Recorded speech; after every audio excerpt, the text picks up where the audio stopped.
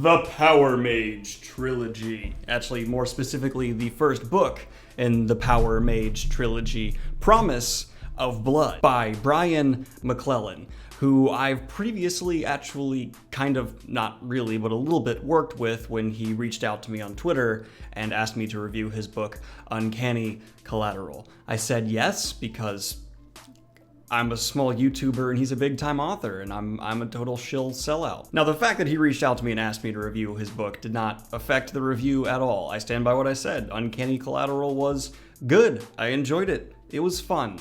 Similar to Dresden Files in its tone and execution, a lighthearted romp, I would classify it as. It's kind of weird how all these, like, satanic wizardry demon books are, like, lighthearted in their tone a lot of the times. But anyway, Promise of Blood from the Mage Trilogy is what they call it online. The cool kids, don't Google it, you'll look bad. It's called the Mage Trilogy. I went into this with expecting another perfectly fine, solid fantasy book, but I was very surprised to find that Promise of Blood is a rock-solid entry in the fantasy genre that I would certainly not blame someone for putting in their top 10. Now, this is absolutely modern fantasy. Do not expect any classic fantasy tropes or themes to really blend in here. Brian McClellan makes his allegiance to modern fantasy trends really known from the get-go, whether it's his handling of character at the forefront, a more diverse use of magic systems, having mystery be at the focus of his story.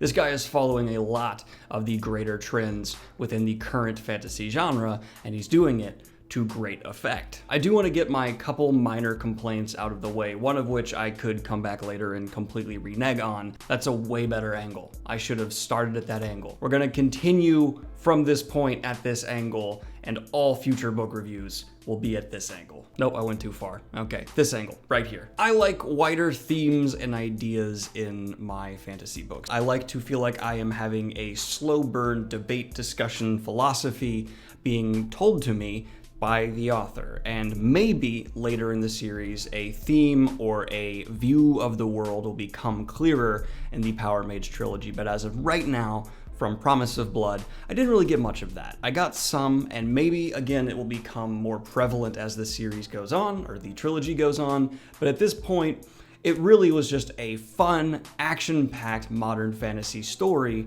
with a really good mystery at the heart of it, characters that are brimming with personality, very well written action, not the best I've ever seen. I wouldn't put it as good as Lightbringer, but I would put it above, well above the average. And an interplaying set of magic systems. One of them is basically cocaine use, so cocaine is magic, all resulting in one of the fastest built worlds I've come across in the fantasy genre. Brian comes through here with a world that slaps hard right away. He does not take his time, he does not slowly dole it out. You get this world dumped in your lap like a war is going on, which it is. And he does this by raising the stakes immediately. At the beginning of this book, the stakes are sky high, and they pretty much only trend upwards from there. And I actually really liked the execution of this alternative approach to world building. Instead of trying to dole it out slowly and let the reader catch up, it's more of just a placing you in the situation and letting you figure it out as you go.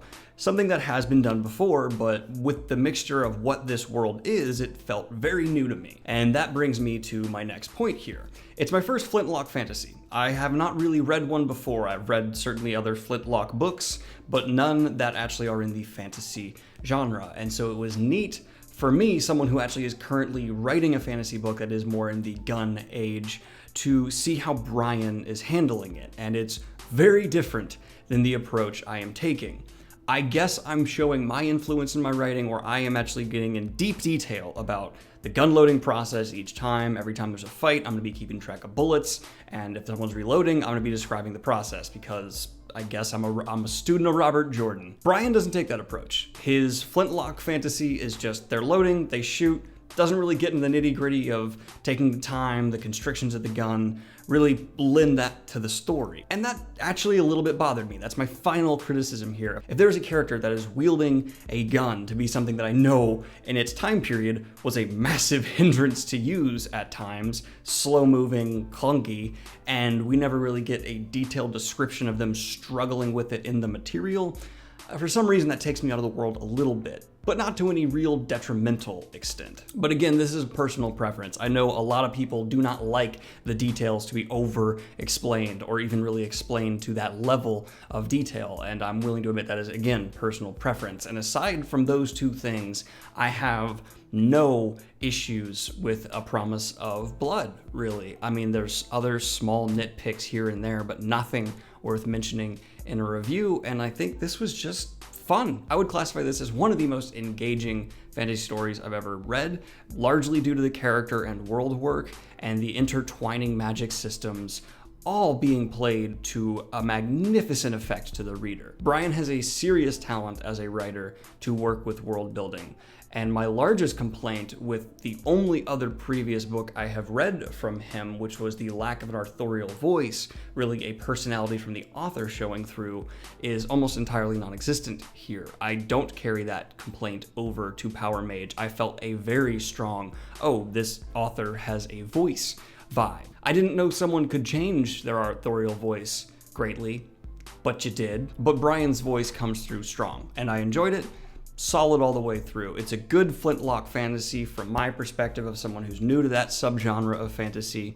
I think it's good as just fantasy, maybe even bordering on great. I certainly need to finish the trilogy before I'm willing to dole out that level. But I would say the greatest achievement of A Promise of Blood was getting me incredibly excited to read the next book. I can't wait to pick up the second one, to the point where even during my move, I picked up the next two. So I'm gonna read both these. I have a strong feeling at the end of the year this will be on my must-read list, unless it takes a sharp downturn. Do you guys want the weird ratings out of 10 to be back? I'll bring back the weird ratings out of 10. You ready? I'll give A Promise of Blood a satisfying musket volley out of 10.